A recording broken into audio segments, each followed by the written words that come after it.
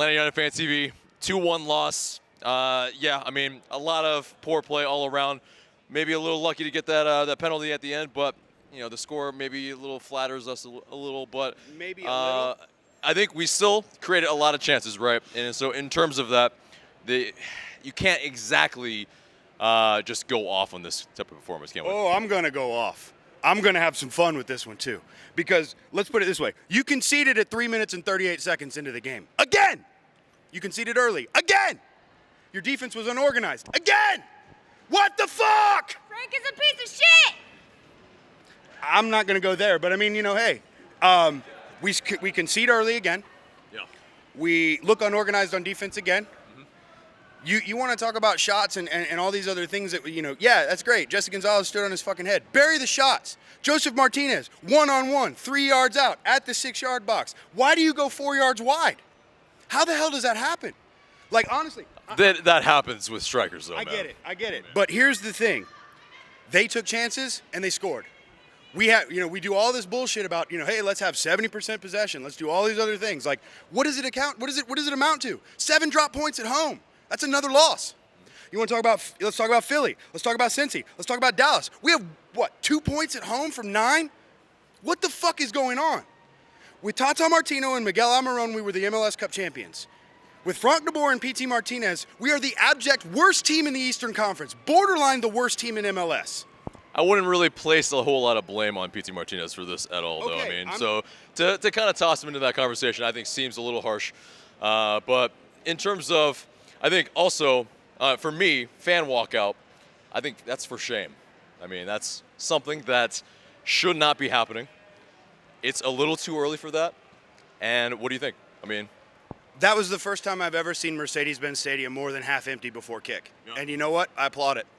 I applauded and I stood up and I booed because there's the thing, man. If it's gonna be a walkout, make it an organized walkout, right? Make it where the fans all get together on it, not this kind of unorganized where we look like plastic fans. As long as we continue to divide the fan base with De Boer out or De Boer in or time or whatever, you're gonna get shit like that. Because right now there's so many factions, there's so many fissures, there's so many divisions, and it was all brought. This was not the way. This was Atlanta United in December. What the hell are we now? What the hell are we now? We had a Dutchman come in and say, this is my way or the highway, and this is what we get. Where are we? What are we? What are we as a team? We have 4 points. 5. We have 5 points from our first however many matches. All right, we're out of CCL. We look fucking bereft of any ideas. I know you've heard me say that before, but what are we doing in attack? What is 72% possession if you don't do fucking anything with it? If you have to get a mystery penalty in whatever minute it was to score and you get ripped apart on defense. Like, what are we doing? What should we spend 8 days practicing? We had a full fucking week to rehearse for that. What are we doing?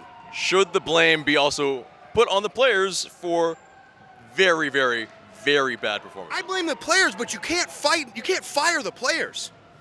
The players get put out there by a coach. The coach picks a style. The coach came in and said, this is my formation. Whatever they put out on social media before, that was not the formation. Why the fuck, when Franco Escobar is healthy, are you playing Michael Parkhurst at right back? Michael Parkhurst was at fault for both goals. Cut inside on the first goal, left his man running wide, came right in, took a shot right to left, goal. Second one, he just stopped fucking running. Like, what are we doing?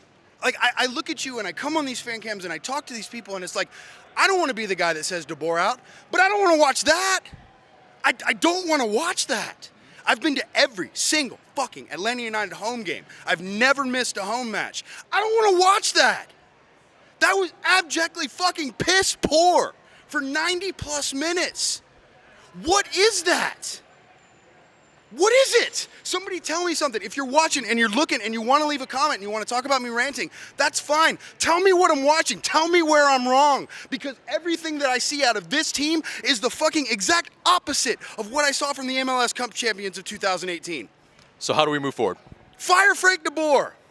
I'm sorry. I did not want to be the first person to say De Boer out on this channel. But it's if you can't get rid of the players and you can't go in and sign new people and you can't open up a transfer window and the salary cap rules set you in a system that isn't going to be beneficial to you adding new components to the system, what the fuck else do you do?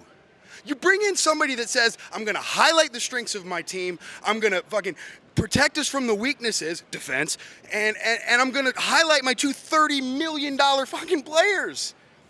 Or whatever, combined. You know what I'm saying? Like, we have DPs that are literally standing between center backs for 85 plus fucking minutes. What are we doing? This is terrible. And if you want to sit back and say, you know what, we should probably give him time, you're not going to make the playoffs. You're not going to defend your cup. You're going to get drummed out of Open Cup. You're going to get destroyed in Campeones Cup, and it's going to get worse. You want to see how quickly Mercedes-Benz can look like a fucking empty cavern? Keep Frank de Boer and Orlando Trustful.